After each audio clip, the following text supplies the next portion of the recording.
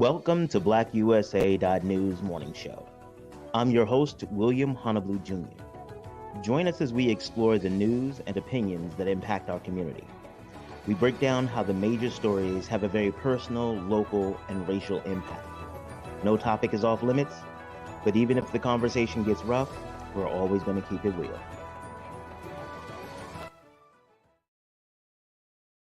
Greetings and salutations all my friends out there in internet land. I am William Honolulu Jr. and I have the privilege, nay, the honor of serving as the host of the Black USA News Morning Show. Welcome to another Titillating Tuesday with our special guest, Stacey Dennis. She's gonna join us in a little bit because she getting pre-titillated in the back, putting on her smell goods and stuff like that. Well, honestly, I'm not going to watch what she does. I don't really know her pre-titillating routine, but I'm pretty sure that the pre-titillating routine is titillating in and of itself. So today we're going to talk about the fetishization. And I'm going to let you know I'm going to butcher that word so many times during this conversation. We're going to talk about the Jesus. We're going to talk about how everybody look at Black people differently when it comes to sex stuff. That's what we're going to do. And not just Black people, but Black people and indigenous people and other people of color. There's a really pressing thing that is happening. We're going to look at it from a couple of different perspectives, and also talk about how it perpetuates racial stereotypes and racism itself. So, I love it when we can talk about how we can utilize conversations to get conversations about sex to address racism. It's like all of my stuff. Well, if we had business in there too. Oh, she sells sex toys. We might even be able to get a trifecta. Stop playing. Okay. All right. Excuse me. Adult novelties. I apologize. I have a friend who is a massage therapist, and I was introducing her, and I introduced her as a masseuse. Yeah, that did not go well for me. So I'm really, I'm sensitive about people's credentials and titles and things of that nature. A couple of things that I want to get into. First thing, as always, want to give a big shout out to the squad, Crazy Horse and Brandy Raymar, our assistant producer, and the newest member of our squad, Grace Aweka, who's serving as my personal assistant. Because y'all know I got a lot of stuff with me. Like, I do a lot of stuff, and I'm working through my mental health, and it's wonderful to have a squad of people who are like, "Oh no, I love you, but you're crazy," and we're gonna work through that. Your support network, I tell my clients this all the time, your social and professional support network will be worth more to you than you will ever be able to pay. Because it's hard out here, whether you pimping or not. That's separate. We don't have a whole show about pimping in the corporate world, but that's not today. Today we titillizing the Tuesday. Wanted to let you all know something big I got going on. Let me give you the whole screen on that one. So as you can see, the Grinding Gang will be hosting a grant writing workshop. The next one is going to be on June 25th. So you have enough time to get out there and register.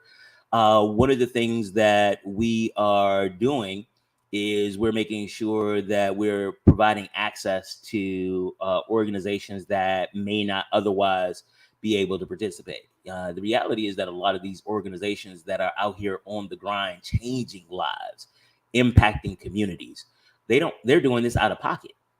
They're doing this out of love. They show up wherever they show up on their own dime. And we want to change that. We want to make sure that you all understand, or you all have the resources necessary to be successful and to get the things that you need to be to really change the communities that you serve. So, you know what? Anybody who registers, first you gotta. I'm sorry. Let me think this through. This is one of the things when you try to do something big on the fly and you forget, like, oh wait, you got to think about it first. How about this? I'm gonna give away one free ticket to this for the first person who registers and uses the registration code newspapers. Your promo code is newspapers. You get a free registration. You jump on, go to Eventbrite. It's Eventbrite Grinding Gang. It's our grant writing workshop. You get a free and you know what? And I'm gonna do something else big because I love the lady who's gonna be here. She been titillizing it with me for the last couple weeks.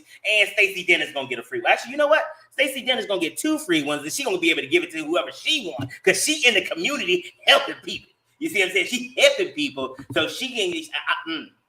This is beauty part, though. When you're in charge of a lot of stuff, you can just make random decisions, and everybody else got to figure out how to implement it. I love being me sometimes. My therapist and I talk about the times where I don't love it, but that's well, we're gonna talk about that too, especially today, because we're talking about the fetishization of Black bodies. And I had an opinion. Well, I'm sure you all knew I had an opinion on this. But without further ado, or gilding the lily anymore, well, I'm assuming we're going to do a little of that while we talk. Here is my homegirl, Stacey Dennis. Hey, baby. Hi. Hey, how you doing? How y'all doing? Thank you for having me back. Oh my God, we can't titillate without you. you and that. Who knew that word? I don't even know. I had to. One of my friends on Facebook, she's like, "So you be titillating?" No, don't. Just educate the community. Don't listen to William. She's like, "You titillating? That's what we doing." Oh, so so today we're talking about the fetishization Mm-hmm. of BIPOC bodies, and this actually came from an article that I found on Forbes that I thought was really, really interesting. It was, let me put my story. Get it in. Here. So this was about, wow. It's like when you reach that age when you start thinking about when things happen, and you're like, oh God, that was a long time ago. I was gonna say it's about like 5 years. It's about 20 years ago. About 20 years ago, I was going out with a group of legislators, and we were doing this. Oh yeah, stop playing. I was at work, yo. Going out with a group of friends. So I was.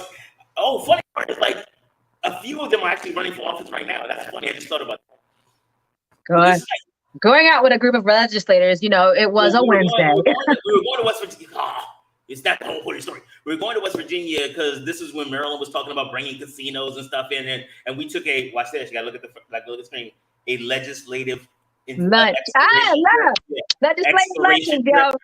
Yeah, we went on an exploration trip to the casinos in West Virginia. And doing some research. It was purely research. And so as we're getting in the van to go, somebody talks about this article.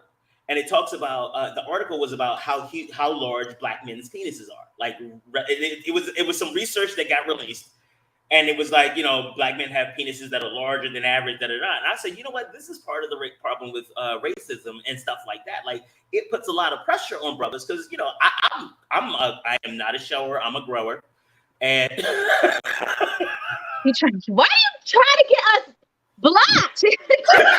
No, I'm just saying, just saying. Like, hey, good morning, Michael. So 8 minutes into the show, I'm sitting here every week, and I'm like, we're gonna go longer and longer without us getting blocked, because we're here to uplift and to educate the community, have these real conversations. But William, stay. But I'm just saying though, like it's just, we again, I tell them all the time. We don't keep it 100, but we keep it 85, and that's a real tight 85. So this is part of the 85. That should let you all know about the 15% you don't want to know about. Okay, that puts some context on it. So I'm like, because it puts a lot of pressure on brothers when like everybody's looking for Mandingo to walk in the room, and Johnny B. Good is okay. Like, but because you're expecting Mandingo, Johnny B. Good is like, I mean, are you going to realign my uterus or whatever? Like, no, but it's going to be good. It's like, oh, you're so okay. Just saying. And there are, that's a really big deal. And so I said that.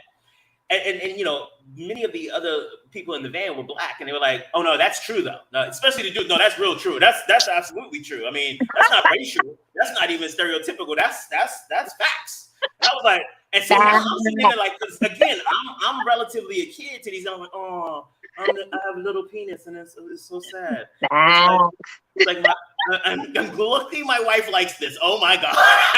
Dodge the bullet. Or just maybe things look better when they're chocolate. But again, even that whole idea that it's better when it's chocolate falls into this fetishization. Because like they covered in the article, and we do it too.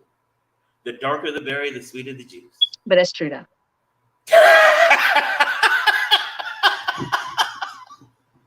Now, no. I'm gonna tell you, I had some real sweet light skins. Oh, wow, that probably did not come out right. You know what? I realized that I am not going to be. But before this is over, I am absolutely. Yeah, you're right. This might be the last episode I have. This might be my last show. Okay, all right.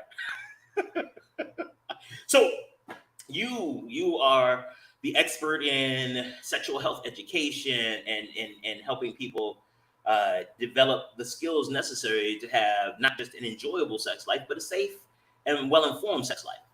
Hopefully, that is the goal. That is always the goal. So to make an informed, conscientious decision.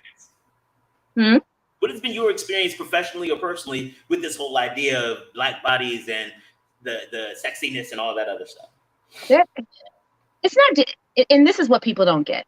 And this country is so tight about talking about anything having to do with sex, or with the body, period.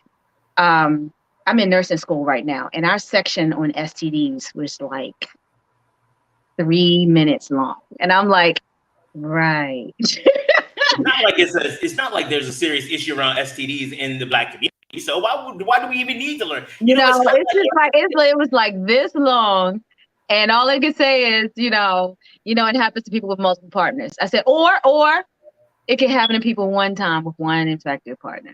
Don't do that. It's just. It's that whole conversation. It's not just about the fetishes. It's where it spills out to. It's what it looks like when it's in the daylight, right? And all your fetish means is that you get sexual enjoyment from something that may or may not be an inanimate object, right? Or it could be just a body part. How many times people say, I really like feet. Wait. Let me ask you this. There are going to be some of these fetishes that we talk about that people are going to be like, oh, that's nasty feet. It's not for you then, and that's okay. That's the part. That's okay, because it's not for you. It's not meant to be for you. And I'm going to name a few fetishes that were just, and one in particular was just not for me. Wait, I shouldn't comment on like raising my hand or nothing as you run the list. This isn't an audition, is it? No. What do you say? We have 12 minutes. 12 minutes. Your audience don't need to know everything about you. Just 12 minutes. So, like, there are whole fans only pages dedicated to feet. And they give this money because somebody got some feet that they like. And not all the feet has to be model ready feet. There are feet with bunions. It's a sexy corn. As long as that nail polish is right. There are pages where men and women pay to see someone's entire foot care. Oh yeah. From the absolutely. Going to get the pedicure to choosing, they'll let them choose the nail polish color, and they get sexual enjoyment out of feet. There are fetishes. One is just not for me, but where they don't really want to touch you. They don't really want to touch you. They just want to see you go to the bathroom. Yeah. They just want to see you pee. And so they get some type of pleasure out of seeing you evacuate your uterus. I mean, your bladder. They just want to see you. And the thing is that if that gets you there, that's you. That's you. And anybody else. The person peeing for you is your match because they understand that need and they're there to meet it. So for every fetish that you do not think that's nasty. Okay, it's nasty to you, but there's someone there who will meet it. Exactly. There's honestly, I've met people who, this is a while ago. It's like, oh my God, did he wanted me to put his thing in my mouth? Oh my God, do you know what you do with that thing? I would never. So anybody who does that, I was like, oh, well, you're not. It's just, exactly. And there are men who will not give oral sex to a woman. They were like, that's nasty. And I'm like, okay. And again, that's good for you. And that's good for you. And there are women there that will meet that need. They are okay with them not having that type. I don't understand them, but they're okay with them not having that type of pleasure. there are fetishes for everything. There are fetishes, people who like to be walked on by women in heels. The higher the heel, the higher the fetish. And the sharper. You know, it is a sense of watching this beautiful lady with these beautiful set of legs and these high heels, and she's walking on you, and you feel the heel hit a certain pressure point. That's it. That's all they need to have a good day. Thank you, ma'am. Exactly. That's exactly right. There is there's a rope fetish. Please, if you engage in that fetish, please get a trained professional. And yeah, don't, especially if it's asphyxiation is involved. Doesn't have to, but if it does, if it is, even you if it's not absolutely need asphyxiation, somebody who knows what they're doing. the pressure of the ropes on certain points of the body can cause nerve issues. Oh, right, It can cause nerve issues. It can cut off circulation if they're not cognizant of how much pressure they're putting on. Anyway, please get a trained professional to do that. So, and then we're going to circle back around to the racial implications. But one of the other parts that you're reminding me of as we kind of go through this list is make sure that you study something before you do it. A lot of us is just like, ooh, we don't let it happen. Whoa, whoa, whoa, whoa, whoa, whoa, whoa. That's how people get upset. That's how feelings get hurt. That's how people get hurt. Exactly. And it's okay, as long as, like I said in our previous Titillating Tuesday, as long as it's safe, sane, and consensual. Yes. It's fine.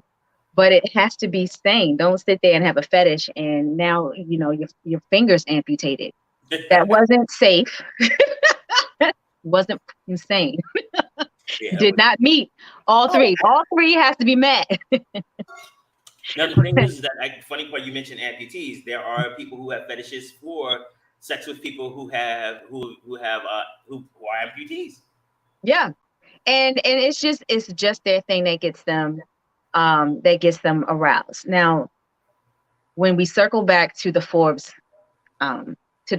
article, and I'm going to have you post this link to this wonderful piece of research that has the same thing, and it delves into the history, what has fetishes of the Black body done to this country. And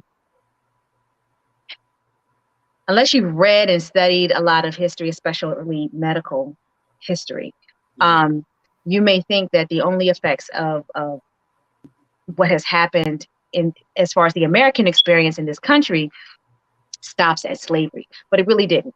It extended out into a whole host of things. Yes, there was the masters going into the slave quarters to procreate, especially after the United States passed a law that said no new slaves could come into the country. Didn't mean that the ones already here couldn't procreate and they would be slaves. So they had to find a way to make new slaves. So that was a thing, right? And then when they interviewed, and this wonderful research goes into it, when they interviewed these people, they said, you know, African slaves have longer penises. And, you know, the size of the penis was seen as a mark of aggression and virility. And that goes into the whole buck breaking. Yeah, I feel some kind of way about that. I feel a whole some kind of way about that. Where and honestly, you should, like, it's one of those things that when you recognize that in your DNA, like it built into the memory, your ancestral memory, because there are parts of our experiences that change our DNA and get wrapped around it and cause us to be different as part of our, like, microevolution or whatever.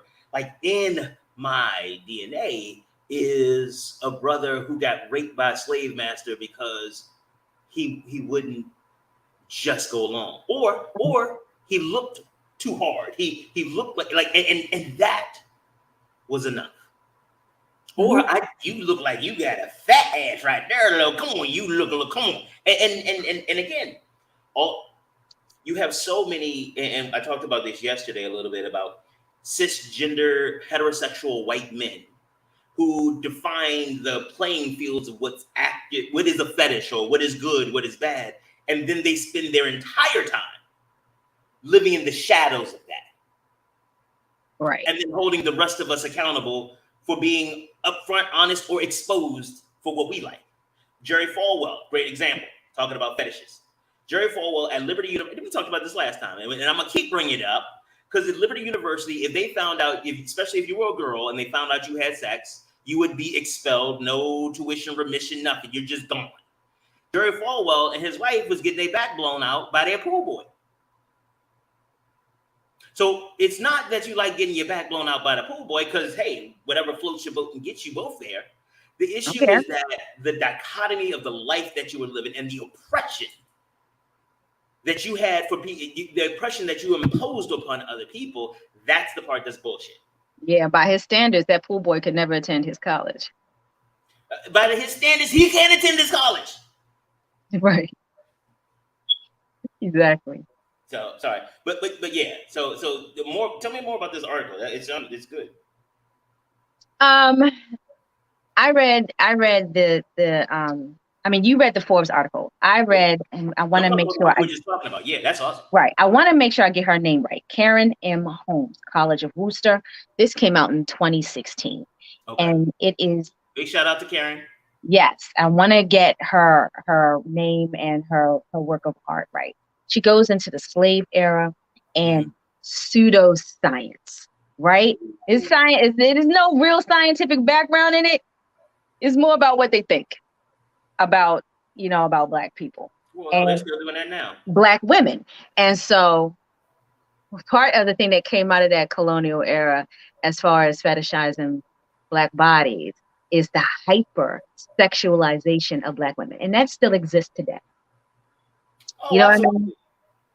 You show a little bit. I'm sorry, because Cardi B actually hit this. Watch this.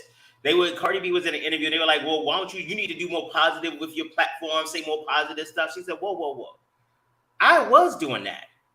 And y'all didn't buy it. But I started talking about pussy and ass and dick. And now all of a sudden I'm making millions. Here's a list of 8 sisters off the break who talk about the stuff you talk about. But I'm going to give you their names and y'all still not going to support them because you don't want that. I was like, wow, and she's right. And she's right. Lizzo, sexual appeal. Cardi, Meg Thee Stallion, Foxy Brown. Like it was all of this and more. And honestly, the algorithm knows what I like. And the algorithm brings me a lot of these women who do this for free on Twitter and Instagram. It's so wonderful. Thank you, by the way. I appreciate you on my fetishes and stuff. Sorry. Right. Now she brings up the hypersexualization of Black women. So when Massa went down into the slave quarters, and picked someone with larger hips, around her tail, full of breasts, something that was probably not up in that house he lived in. All of that information got translated into how Black women were seen and continues to be seen. I mean, even when I was younger, my grandmother was like, don't wear a shirt that's too tight. You don't want to advertise. And I was like, and I didn't even know what the hell she meant, because what do you mean? I'm not advertising anything. I'm going to go with this easy bake oven and make me a pie. What am I advertising? It wasn't until I got older. Looking at you like, hey, Stacey, how you doing? Come sit on cousin, exactly. Somebody's lap. Come on, sit here. Come on over here. Tell me a little bit. How things going with you? Yeah. That is a whole other, that right there is a whole other topic of conversation that we have to have. But as far as the fetish, that, it always seems that Black women are hypersexual. We'll do it anytime, anywhere, anybody. The hell, I see, and that was on me. See, now I got to do that for me, because that was. That's absolutely appropriate, because the reality is that Black women and also some Black gay men, that's all, gay men in general, like everybody just assumes that if you get around a gay man, he's gonna try to get it. Like, and it's just like, yo, you realize you're not attractive to anybody though. Like, nobody wants you. Like, but all of a sudden there's this idea, and it goes again back to this stereotype and this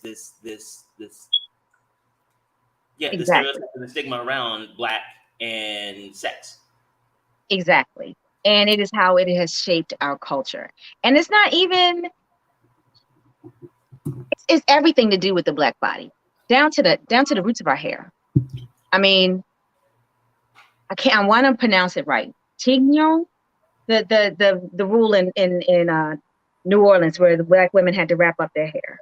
They couldn't show it. Oh, I'm not sure how you pronounce that, but I have heard. And no, and my French sucks, and I can't pronounce it right. But it is that old rule, and that's why women covered their hair. Because of course, Mrs. couldn't see your hair. That's just unkept. And they said it was unkept and nappy. And that's exactly why so many states right now are trying to pass the Crown Act. Should have been done. How I wear my hair has no effect. Real talk. You know what I mean? And how many of us Black women have gone into the interview with a wig or with straightened hair as soon as we got the job done? You know what I mean? Only to have someone say, well, it's not really professional. According to who? Yeah. This is how my hair comes out. According to who? And I'm not frying my hair to satisfy you. Like, how does this impact the job? And what it tends to be is, at the end of the day, most of the issues we deal with is that something we do, something about us, makes white people uncomfortable. And I'm here for it. Sorry, not sorry. I'm so here for it. With that being said, it is just one of the things that, our breasts have been sexualized. Our butts have been sexualized. The bigger, the fuller, the better. They are nice. However, they're not supposed to. That's always been the case. You know what I mean? How we walk, how we talk, how we wear our hair has been sexualized. Mm-hmm. What is the name of that Black woman who was like medically? I want to say it was Lucy, and please forgive me. I have to look this up because I don't want to ruin. Venus. Yeah. But I want to say her name. Yeah, I think it was. The father of modern gynecology tested on this woman. No anesthesia. With no anesthesia. He tested on her. Horrible gynecological experiments. Any woman will be able to tell you what it feels like when you go into the gynecology office, gotta raise your legs up in them stirrups, and she comes in with that speculum. It is not the most comfortable thing on the planet. And this man was doing that and worse, taking samples out of her, scalpel, with no anesthesia. And you wonder why Black women today are being medicated for their pain. Like we could take pain better than anybody else. We don't wonder, we know what it is. It goes back to this fetishization. Oh, and some of the fetishization isn't even just sexual. I love how strong you are. I love how bold you are. I love how nothing seems to bother you. I love how you can just take on anything. It's so sexy. Oh my God, you are so strong. That is so beautiful. And what I've seen is that a lot of Black women start to believe that is the focal point. It's the benchmark. That's where I have to hit. So no matter how horrible I'm feeling. If I'm not giving you my all and more than I have, then I'm not. That's not enough. And that's why I think not a lot, but some of the Black women that end up in relationships that tend to be more exploitive is because kind of that. Like, you are, babe, you are what you give. Oh, babe, I love you so much. I love the fact that you take such good care of me. Babe, you are so strong. I love the fact that it's like you don't even need nothing. It's so beautiful. You know what I'm saying? And using that as a badge of honor. And that's what makes you sexy. That strength. Meanwhile, she's breaking down inside. After taking care of everybody else. Meanwhile, she's dying inside. Dying. And the fact that you don't make me worry about that. Oh, that is so loving. That is part of your beauty and charm. Because you are just giving all of it. And you allow me not to have to pay anything back. Oh my God. Exactly. I love Black women. They take so good care of you. Actually, I was told one of my friends told me that I needed to really get married because I didn't want to get older and not have anybody to take care of me. That's the reason for risking chaos in your life. I'm sorry. And for me, it wasn't the chaos in my life. I'm like, that's a staff member. So, because what you want, if I am only attracted to you because of your ability to care for me, if that means you can't get sick before me, that means that you have to have resources to care for me afterwards. And you notice how I never mentioned love in the first few things, because that's like the anchor point. But it again is this fetishization that it is that the fetish about the strength of Black women, just like the sexual virility and the Black women are always wet and ready. Yeah, that's how you end up with unpleasurable sex. Let me pause for the cause here. You know what? Now it's time for your public service announcement. Go ahead, hit them with it. Exactly. Lord, let me tell you something. It's not always true. And if you were not bringing it at that moment, we will dry up like the Sahara. This is from experience. We will dry up like the Sahara. If you were not hitting on all 4 cylinders, homie, I'm going to need your game to be right and tight throughout the entire process, not just at the beginning, or it'll just like, oh, I don't know what happened. Look at that tumbleweed just flew right out. I don't. Yeah, absolutely. But the problem is that then what's wrong with you? Because the stereotype is that, oh, Black women always want it. They always ready.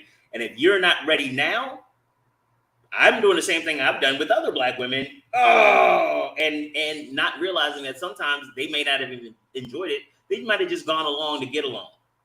You just had a lot of really nice actresses in your presence. Like, it's fine. A lot of Bedroom Academy Awards. Exactly. As soon as you left, she was like, and I'd like to thank my mom and grandma getting me through this. But I persevered. He was walking out like, woo! And I was like, like, thank you. Thank you for that. Thank you for teaching me that. Thank you. Yeah. So, yeah. It's a lot of, this is what happens when you don't want to teach all of history. Things like that are forgotten. And it is teaching about the Hottentot Venus and what has happened as far as sexualization in this country is a part of the course I teach, because you can't know where you're going and why society looks like this unless you know what's happened. And so it's a vital part, especially I teach it for the girls, because it may color how they go about their lives on social media, and it may color who is attracted to them and why. And you need to know these things, especially if you come across it, let's say in the workplace, in a professional area, and someone has an issue with your locks or with your natural hair, and understand where that comes from in this country. Because trust and believe, when you go to brown and Black countries, locks are not exactly, they wanted to know if you learn English. If you can operate in the business world, you're not really concerned about your locks as long as your hair is clean and kept, which is what we ask for everybody. But it's the definition of kept. Because I remember, and some of this is social structure and social control. Exactly. For so guys, like, I'm not expecting you to come to work if you have lice in your hair. No, but again, remember, for me, a lot of this is more about social control. It is about, if I can make you feel uncomfortable about how you appear, how you show up, I have greater control over you over the long term. So looking at, it's really evident in the way that America has treated women. Black people, it gets lost sometimes in this larger racial context. But when it comes to just looking at white women who are stewardesses, white women during the 40s and 50s, where if you showed up in an office or whatever, there was a look. But also for men, if you couldn't be bald. Bald was ugly. Glasses, all these things were ugly until it became more. So Kojak. Right. Once people realize, well, wait, I can get glasses too. I don't have to walk around blind. Oh yeah, glasses sexy as hell, yo. Look at these. You got a good glasses this way, this way, and this way. Glasses make the statement. But before, oh, look at 4 eyes. You can't trust them. 4 eyes. And I remember Telly Savalas on TV. That Greek man was success to me. But think about it. that's what made him famous, because he was, who else was bald on TV? And everybody, Exactly. him and Mr. Clean.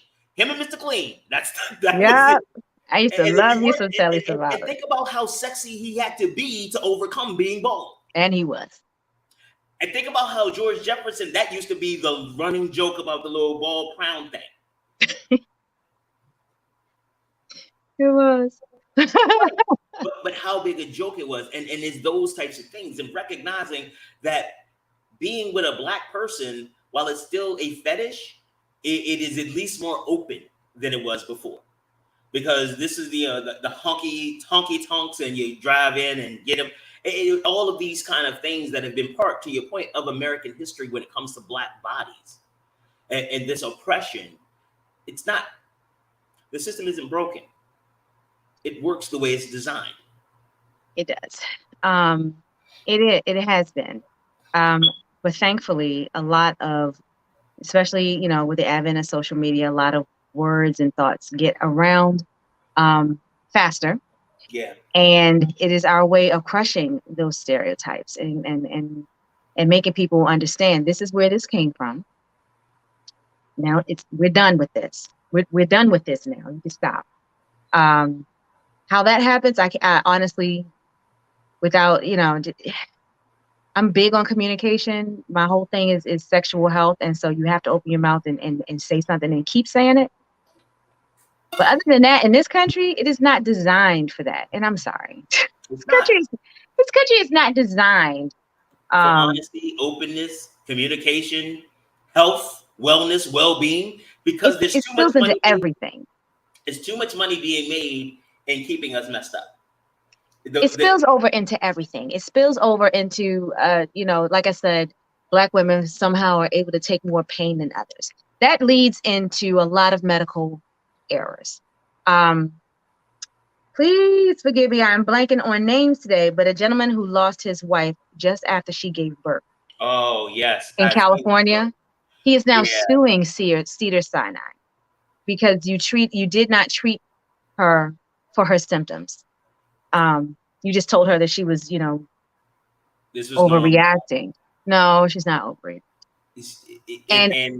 And when I work in the hospitals here, even I have to catch myself and make sure that I'm doing my due diligence by every patient, no matter if I think you're not really as hurt as you say you are. But no, I have to do my due diligence with every patient to make sure I don't miss something. And I caught myself the other day when I had a patient, and she was African American, and I'm sitting here and I'm like, you faking, there's no way. And I had to catch myself because I just knew that this woman was on something else other than marijuana. And I just knew it. And what she needed was medication for withdrawal. But in order for her to get it, you have to admit that you're withdrawing. And I'm sitting here and I'm like, sis, I had someone come in here to talk to you about withdrawal because what you're going through is classic withdrawal. No. And I'm like, why are we doing this? And I had to catch myself. I had to make sure that I did all her vital signs, that I looked at every one of her symptoms. Because what if she was right? And I just blew it off as, you're an addict of some type of substance, and I not give you my all. Yeah. You know what I mean? And I was like, and I literally sat there in this woman's face, and I know she thought there was something wrong with me because I literally paused as I went through this in my head, and I was like, okay, so let's start over. I want you to stand up. I had to go through everything, and I was like, I cannot be the cause of another Black woman not getting the care she needed because I had a preconceived idea. The other part of this, too, another part of that story too, is going back to your point about communication. The more you talk to her and the more that you work with her, even if she is lying, it develops a level of trust. Like, I'll keep letting you use your voice, but I'm also not stupid. And sometimes the fact that you're willing to listen and willing to work with her may be enough to get her, when she's ready to talk about something meaningfully, she knows that she can at least come to you because you'll at least give her the benefit of the doubt. That could be the make or break point if she ever decides she wants to get into recovery. Yeah, true. But you know, at the time, you know, I was on hour 10 and I was exhausted. I got other things to do. I'm exhausted. My patience with you is waning, you know, but I knew how, you know, the thinking that Black people could take pain more than others colored the type of care that my mother received when she got all the teeth ripped out of her head because she was getting dentures and the doctor sent her home with ibuprofen. You sent her home with the same thing I take for cramps. You just ripped bone out of her skull. And it wasn't until I brought up several research studies to him and I said, I know what you did. It's okay. I'm flying out to my mother today because Black women are habitually under medicated for their pain. And like 30 minutes later, she had an opioid in her system. Yes, she did. But the fact that I had to do that, you know what I mean? I had to be an advocate. I had to be an advocate for my mother, and I would have never known if she had not called me. And apparently, this man got to know me real well, and gave her all the opioids she should have had. But I had to remember that I could not be that dude in front of this lady, you know, in front of my patient at the hospital. I could not be this dude, so I had to go through the whole due diligence. You know, and look at her body for what it was telling me scientifically and medically. And, you know, sometimes we have to pull ourselves back from what we have been seeing in this country. And the reality is that we get trained in the systems designed by the people who have these opinions. Like you mentioned, the STD portion of your nursing textbook is minuscule because the people who are creating the coursework, who are creating the curricula, who are creating the thought or directing the thought in these areas, they are braiding their preconceived notions and these ideas and they're braiding them into what they're teaching. And so even when we start thinking about how we're going to fight the system, it's in the context of what we've been taught by the system. Right. So you end up in this situation where you are caught between what you believe is appropriate and what you believe should be done, and then all of these tools. Because, and we talked about this before, I think, I've never been to London, but I will argue somebody up and down that they drive on the opposite side that we do in America. Mm-hmm. Not that that's my primary information, but this is what happens with these people in positions of power. They may never have treated a Black person before. So the only frame of reference is the medical book that they have and they may never have talked to them intimately about their pain. So, and this is the book that the people in charge gave me to know everything I need to know about working with this community. And so if it's not in here, or if it is in here, I should believe it. And if it's not in here, it must not be important. It ain't the book. It's the society. I mean, but the book, for me, the book is an outgrowth of society. It so irritating. Encapsulates these fucked up ideas that our society has and then perpetuates them. The same way that fucking Florida is doing. I'm sorry, see, I'm getting worked up again. The same way that Florida is doing with the math textbooks. Correct. But it just gets it gets taught and perpetuated through the generations. Like there's a do you remember and I hate to say, I must just say infamous, that postcard that went around that showed the lynching of 2 Black men and they set them on fire. But before they set them on fire, what'd they do? Castrated them. They castrated them. Yeah. They took what they believed was the apex of their manhood, castrated them because they set them on fire, hung them. You see what I mean? And a whole bunch of men who didn't think too much of their own length went after the unit of another dude.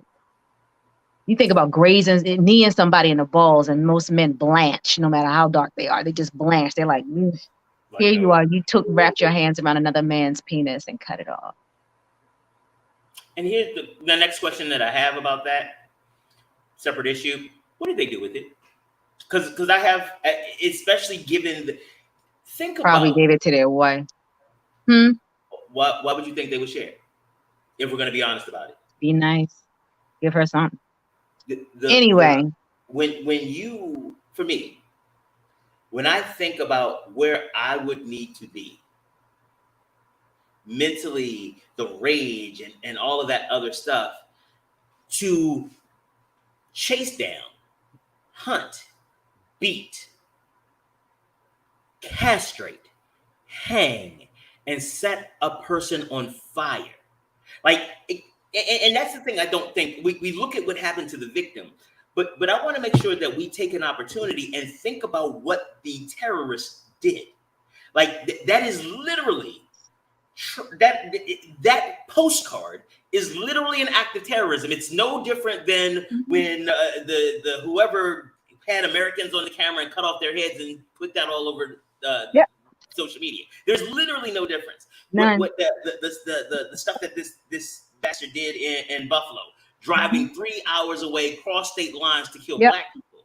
That is no different than anything. It's all connected. Paced out the joint first. And again, I said this yesterday, that they talk about them being lone wolves, but we're all gang related. Tucker Carlson, he literally quoted this bastard in his manifesto. He talked about the replacement theory and all of this stuff, and it's just like, this all comes back to the disrespect and the exploitation of black bodies and black souls. It is the word savage, and these words are, I believe, are projections. Because I gotta be honest, I didn't see too many black people smearing feces on the walls of the Capitol on January 6th. I saw 2 black people in that entire crowd. They talk about how our communities were killing each other, but they also don't talk about the fact that they are killing our communities themselves. Exactly. They talk about crab, we have the crab in the barrel mentality, but guess what? Crabs ain't fucking supposed to be in a barrel. When you take them out of the place that they're supposed to be, why would you expect them to behave like crabs? They're not in crab places. That's a good. That's good. So you blame the crabs for behaving like they're scared crabs because they're going to get eaten. They know they're in a barrel. This is not home. That's pretty good. So why do you want me to behave? And again, but this is the same way we talk about black people. When police pull you over, what do we tell them? Stay calm. Make sure your hands are up. The man do something absolutely heroic. To go through heroic restraint to not get shot. Right, but that's not where we're supposed to be. Unfortunately, I kind of did have to grow up in a space where that was where I was trained. But that's not a natural fucking position for us to be in. Like, none of the stuff the reason that we keep talking about these things is because we are in an unnatural situation. The world, the lives that have been created for us, that we have had to choose between the worst of or the best of worst options, they're not designed for us in the basis. Exactly. And the roles that we are allowed to have are specifically designed for those in power to maintain it. Exactly. See?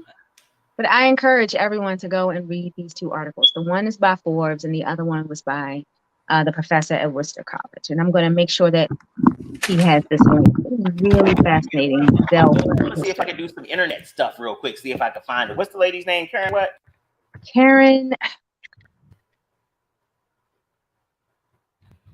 Karen Holmes, Holmes, College of Worcester. The colonial roots of racial fetishization of Black women. Because I want to make sure I was like, thank you so very much. This is fantastic.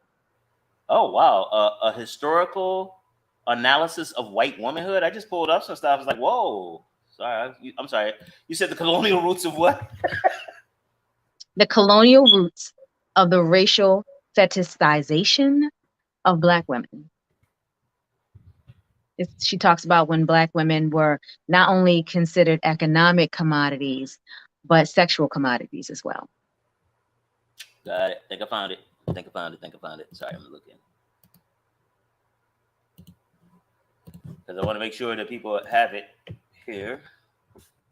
So I just want to quote her in one of her paragraphs. Colonizers perceived Black women and men as subhuman byproducts of manifest destiny. Slaves were stripped of their agency and desire. They were dehumanized morally, physically, intellectually, and sexually. And I was like, wow, that's a powerful first statement in a paragraph. Wow, that's how she leads it off. I was like, dang. Woo. So I dropped that. I dropped the link in. So on Facebook and the YouTube channels, you all have the link in there. You could check it out and go to it.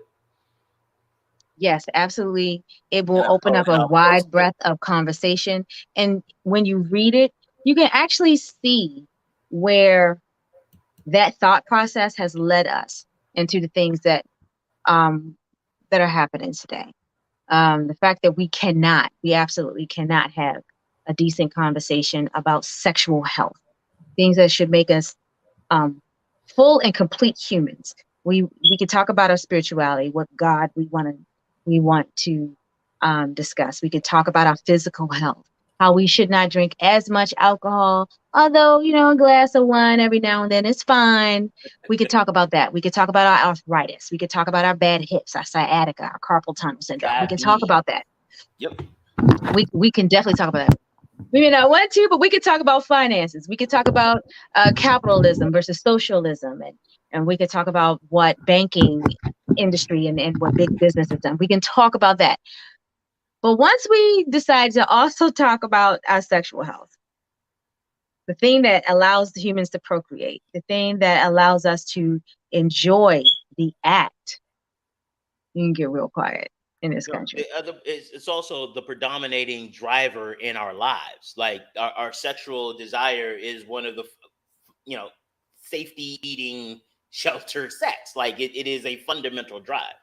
It is a drive, but but we want to, not only do we want to put it in this box, because I don't want nobody to have it until they're married. I'm not married and I'm almost 50. You expected me to not. But interesting, again, the people who say that tend to be banging it out. Like, what the hell? Exactly. But not only do we want to put it in this box and wrap it with whatever religious bow you want to put it on, that's fine if that's your jam. But for the people who not, and then you sprinkle in all these STDs that can come as a result of pure ignorance. You could tell where all of this has led to. It's right there. Yeah. Yeah, you can just read her article. I would love to hear your viewers' thoughts on it. Because she goes a little deep. She goes a little deep. I'm like, oh, that's right. I might add that to my program. That's a good point. So funny. So funny. This has been an amazing conversation. It actually expanded a lot more space than I thought it would. It's deep, right? It really is. It's not just, you like somebody to pee on you, or you like to be tied up.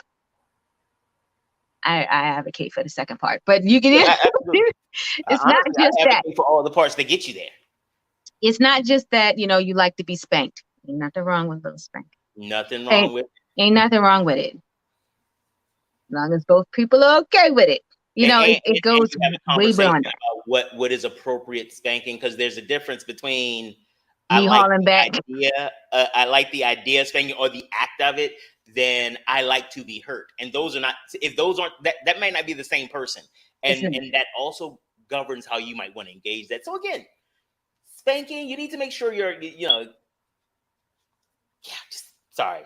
like I said before, the idea of sex and sexual activity goes from one end of the spectrum all the way to the other end.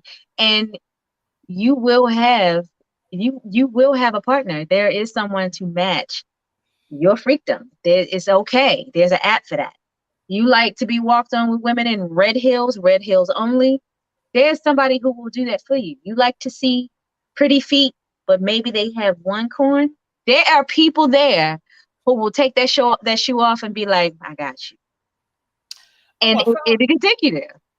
There's some sites for people who want who have terminal illnesses who want to have kind of anonymous sex, and people who want to have sex with people with terminal illnesses.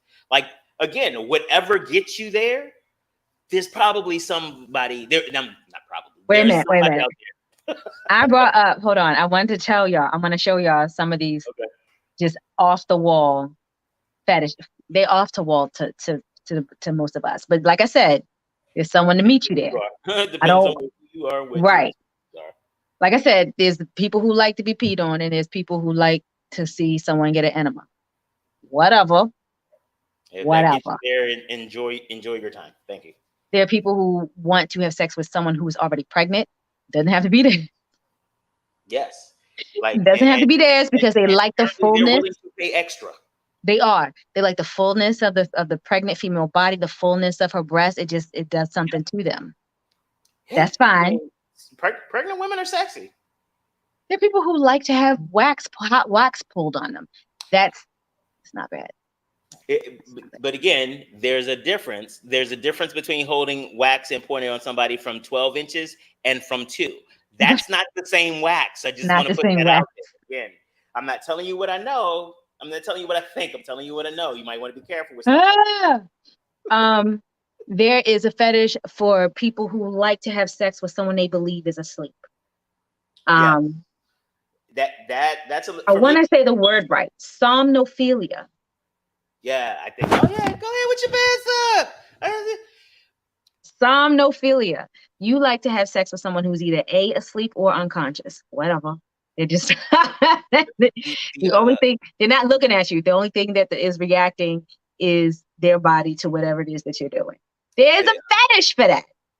There's actually people of the robotics industry has taken that further. They actually have some of these sex bots that actually say no and put up struggles. So like if you have issues about rape fantasies and can't find a partner for the low price of $5,000, yeah, you can rape this doll, male, female, whatever, all around your house or wherever you want to. Okay. There is the fetish of watching your partner have sex with someone else.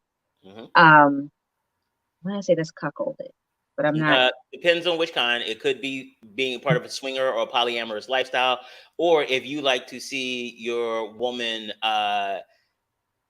having sex without you participating and that type of thing. And you're just watching.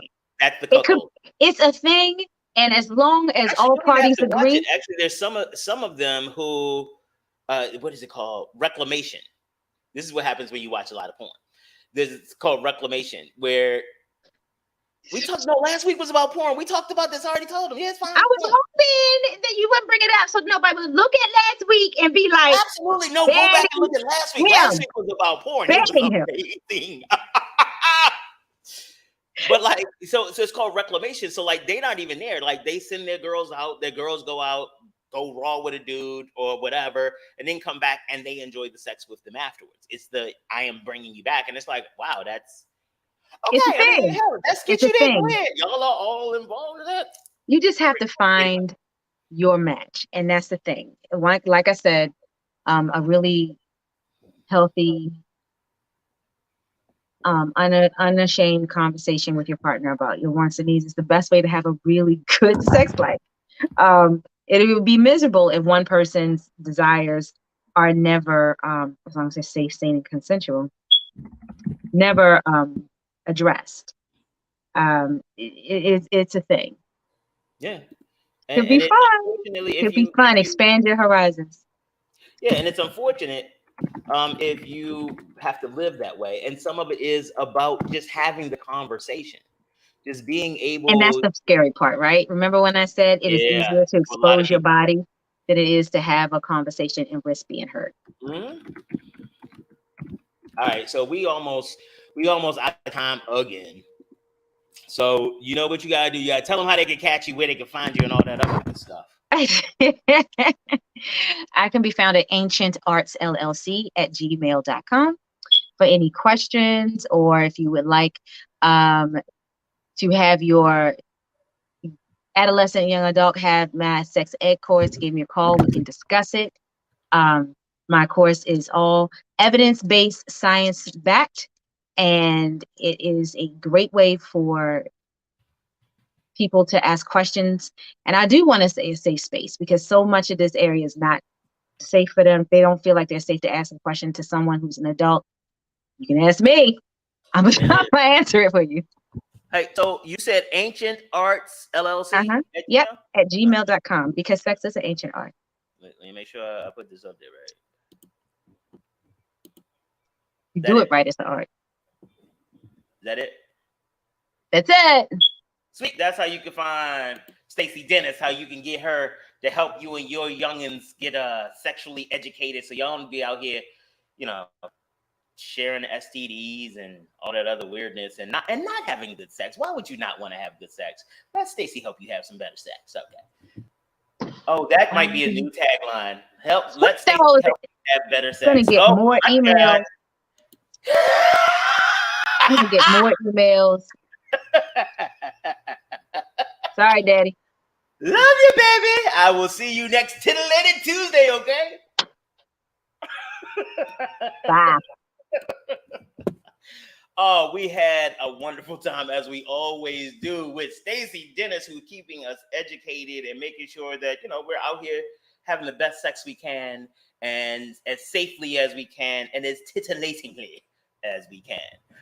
Do not forget to hit us up and register for our grant workshop. It's on Eventbrite. Look up Grinding Gang, writing grants for your nonprofit. And remember, if you use the first person to use the promo code newspapers will get a free registration. And also, if you hit Stacey Dennis up and she likes what you say, she may also give you a free registration as well, because she in there. All right, I'm gonna calm down again, because it's time to go. It really is. I've been having way too much fun today. I got all titillated. I need to detitilize myself so I could go and get some work. Detitilize. Okay. Never mind. All right. You know what? We'll be black tomorrow.